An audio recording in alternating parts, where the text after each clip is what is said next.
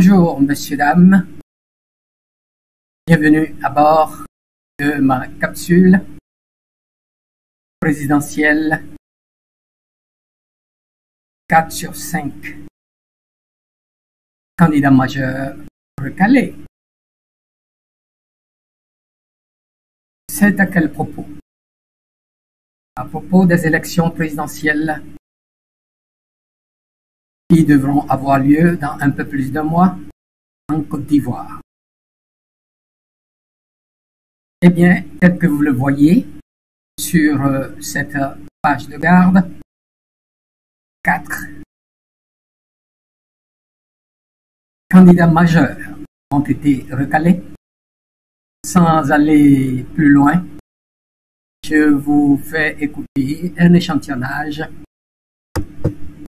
de l'instance suprême, la Cour constitutionnelle de Côte d'Ivoire, la présidente qui nous rencontre. Tidiane n'y figure pas. Dès lors, la candidature de M. Diane, Cheikh Tidiane, doit être déclarée irrécevable. Il résulte de tout ce qui précède que la candidature de M. Gbagbo Laurent doit être déclarée irrécevable. Qu'il s'ensuit que la candidature de M. Alassane Ouattara doit être déclarée recevable. Cheikh Tidiane n'y figure pas. Dès lors, la candidature de M. Diane, Cheikh Tidiane, doit être déclarée irrécevable. Il résulte de tout ce qui précède que la candidature de M. Gbagbo Laurent doit être déclarée irrécevable. Qu'il s'ensuit que la candidature de M. Alassane Ouattara doit être déclarée recevable. Bien, ce n'est qu'un échantillonnage et au total, en résumé, je vous donne, il y a au total retenu 2 dames, Simone Evier Gbagbo, de MGC, Mouvement des Jeunes, des Générations Capables, Henriette Lagou Adjoa, de Rassemblement pour la paix, le progrès et le partage, Jean-Louis, bon, ça ce sont les dames, et 3 hommes, Jean-Louis Bellon, du Congrès démocratique, CODE, une coalition de partis politiques, Awa Don-Melo, indépendant, ancien militant du Parti des peuples africains, PPACI, mais désavoué par son parti et présenté comme une candidature indépendante de précaution entre griffes. Et bien sûr, Alassane Dramane Ouattara de la RHDP. 2 hommes, non, 2 femmes, je m'excuse, 3 femmes, non, je reprends, je m'excuse, 3 hommes et 2 femmes, ce qui n'est pas mal. Tous les 2 sexes très actifs de la Côte d'Ivoire sont représentés dans le peloton final. Bien. Et c'est un résultat que les observateurs assidus de la politique ivoirienne, ma foi, ne surprend guère. Pourquoi? Eh bien, tel que vous le voyez, je le disais au début, les 4 Gbagbo, Guillaume Soro, Tidiane Thiam, les Goudé sont bien sûr éliminés. Les candidats majeurs, comme je les ai qualifiés. Eh bien, c'est très simple. Depuis plus de 15 ans, Ouattara, Monsieur Alassane Ouattara, donc le tenant du pouvoir actuel, à la recherche de son 4e mandat, s'est ingénié à phagocyter les institutions clés et administratives du pays pour toujours se donner plusieurs longueurs d'avance sur ses opposants. Et dans la mesure où les nominations à ces postes-là dépendent du chef de l'État et ceux qui sont nommés, les cadres qui sont nommés, fonctionnaires, pas contractuels, lui sont redevables. C'est un peu la mentalité dans les États d'Afrique et particulièrement en Côte d'Ivoire. C'est en cela que personnellement je ne suis pas surpris pour cette liste finale. Tout ce qui, donc, tous les rivaux qui pouvaient donner, ma foi, des difficultés ou qui pouvaient mettre en difficulté Alassane Dramane Ouattara à la recherche de son 4e mandat illégal sont donc éliminés. Et par cela, pourquoi? La première raison est que comme je l'ai déjà souligné, les institutions clés sont donc à la solde du tenant du pouvoir. Ça, c'est le premier point. Le deuxième point, c'est donc cette opposition ivoirienne fragmentée, liée à plusieurs raisons qui vont, que l'on peut donc énumérer, c'est pas le moment, mais on y trouve des personnages, ma foi, fourbes, félons, animés d'esprit de chapelle, d'esprit de clocher.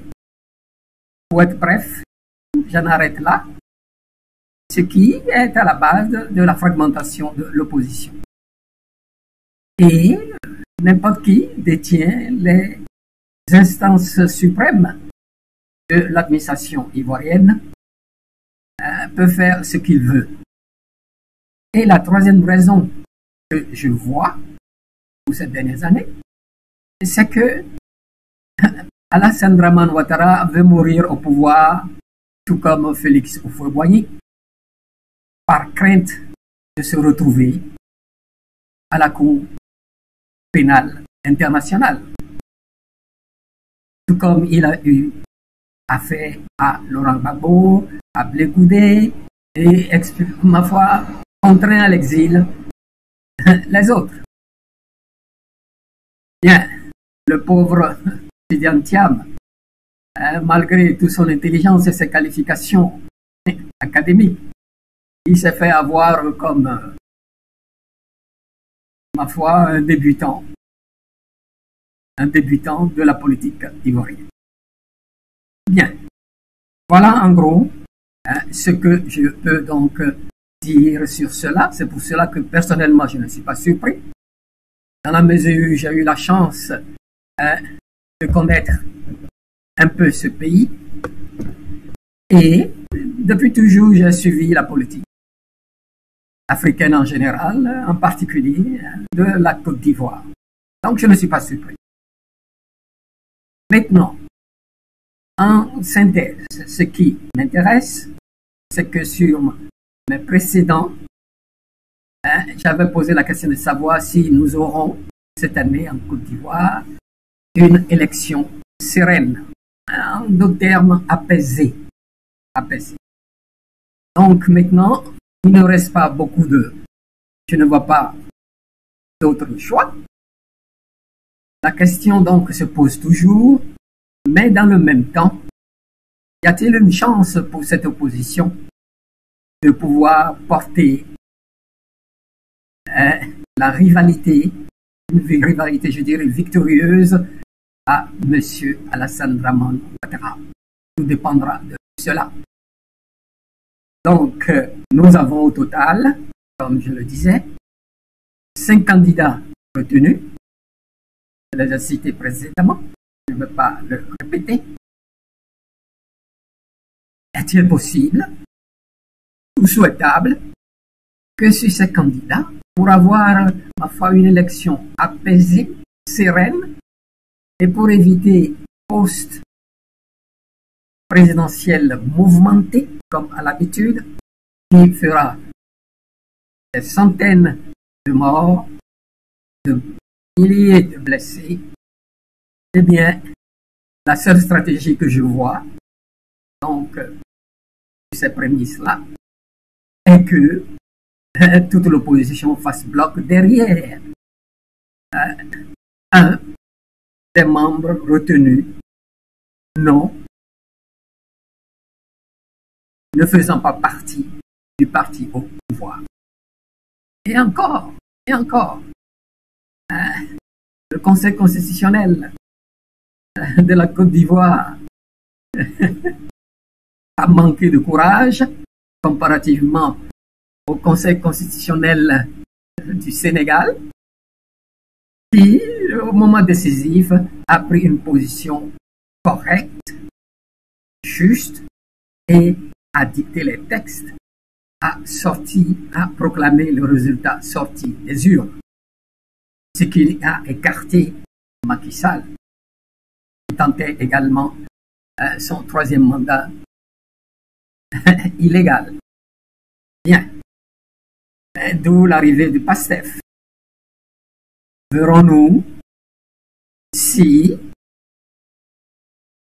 mon scénario est suivi, soit derrière Awa Domelo, Dillon ou Henriette Lagua, et que Madame Chantal Camara, pour une fois, montre qu'elle est courageuse, qu'elle est une brave femme ivoirienne et nous sort les résultats concrets des urnes. C'est la seule condition. Sinon, ma foi, je ne peux que attendre, voir, et je conclue en disant Yako, Yako, Yako, 3 fois à mes frères ivoiriens. Quand ce qui arrive à ce pays m'afflige énormément. Alors, je vous dis, Yako, bonne chance pour la suite des événements. Chers internautes, je suis dans la position de ne pas en dire trop. Certainement, je le ferai le moment venu. Mais je ne vois que ce seul scénario. Toute l'opposition, recalée ou pas, se mettre derrière un des 3 candidats qui ne sont pas issus du pouvoir. Et deuxième condition, sine qua non, Madame Chantal Camara, cette fois-ci, prend son courage de main et nous sorte effectivement le résultat concret des urnes comme sa consoeur du Sénégal. Je vous dis merci et à bientôt pour un autre dossier.